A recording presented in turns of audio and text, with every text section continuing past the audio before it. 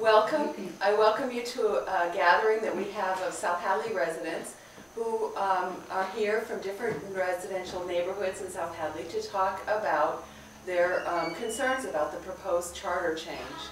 I'm Carol Constant. I'm from Precinct D, and I'd like everyone to introduce themselves. I'm Jack Paulin from Precinct A. Susan Mulvaney from Precinct B. Wayne Boulay, Precinct D. Linda Boiselle, Precinct B. Tom Callahan from Precinct E. Well, it's an interesting conclusion that we've come to together that brings us here tonight. And one of the key questions that I have for you is, what made you decide that the proposed charter change was not right for South Hadley? What brought you to that conclusion? I guess I'll start with that one. And my observation of watching the surrounding cities that have changed to be a city, and they were formerly towns, led me to believe that they weren't achieving very much at all, that they were in the same problems, they had the same financial situations that they had previously, and that their form of government in some cases was not satisfactory. In a couple of cases they've already changed their form of government, and it didn't seem to me that that was something that I wanted to see my town become involved in. I guess my sense was I didn't have a real appreciation for what this change would really do for the town. It's really interesting to me that in going back and looking at town history, and town history serves a purpose as far as I'm concerned. 1720 was the first town meeting that was held relative to South Hadley. And that was held in Hadley, and that was establishing the town. The interesting that I'm trying to get at is that I think the point is that that form of government, town meeting as a form of government, has lasted over 250 years, and it's worked. And so today, you know, what is the new change in government going to really do for this town that what we have today has not? My key point here is we have the best representation. This is close to a full democratic government that you could really look for, except for having people vote individually on every item that came up or every article that came up before a town meeting. You have 120 people voting on these important articles. Now you want to reduce that to something less than 10. I don't see the advantage. I don't have a problem with making a change, but change for change's sake just doesn't make sense. I have to say that when I first moved to South Hadley about 27 years ago, I had come from a city in a mayoral form of government, and I really didn't understand what town meeting was all about, and I wasn't sure if I liked it at all. And then at one point when I began to understand it, and when I began to understand that being a town meeting member would give me a chance to have a vote in government and to make decisions that were in the best interest of the community, I got involved in town meeting, and I just don't know why anybody would want to give up the opportunity to have a voice in government. And I also look at town meeting as giving people in a community an opportunity to come together and to talk to each other and listen to each other.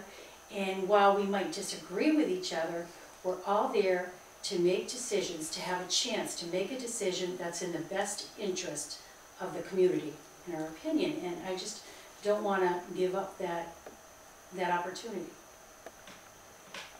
Well, for me, I lived all over the country before I came to South Hadley, which was quite a while ago, 48 years ago, where they had mostly places where there were mayors and city councils and things like that, larger cities than South Hadley.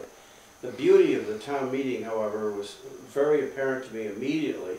I was only here about 3 years, and I ran for town meeting and won, and I've been on the town meeting ever since. It probably needs a little tweaking, there's no doubt it's not perfect, but the independence of the town meeting is so important to the citizens, so that not only a few people are running everything, but 120 people have the ability to vote yes or vote no, regardless of your position and you walk out friendly with the fellow that's, or lady that's sitting next to you. The other thing that I really am impressed by is the Appropriations Committee and the independence of the boards. I've served on the Board of Health. We were not told what to do by the selectmen, or a mayor, or a city council. It was important to have that freedom to do what you thought was right for the citizens, and the chips just fell where they may. I find it interesting in the time that I've been on town meetings, seeing that there seems to be more young people being interested in becoming involved in town meeting and having an opportunity to have a say. And I think if we go to a mayoral form of government, as others have said here tonight, more people lose the opportunity to participate in that. And I think it's really good to have a wide range of people involved in the decision making. Well, are there other things besides the loss of town meeting that concern you about this proposed charter? I think anywhere, anytime that you have to go and have an election of a mayor, of councilors, then, and this has not been addressed really in my mind, is that they have to run for a position. It becomes much more political than it even is today. And the reason, and so therefore, they're going to have sponsors. And sponsors really mean, hey, I'm going to give you money, I'm going to support your candidacy.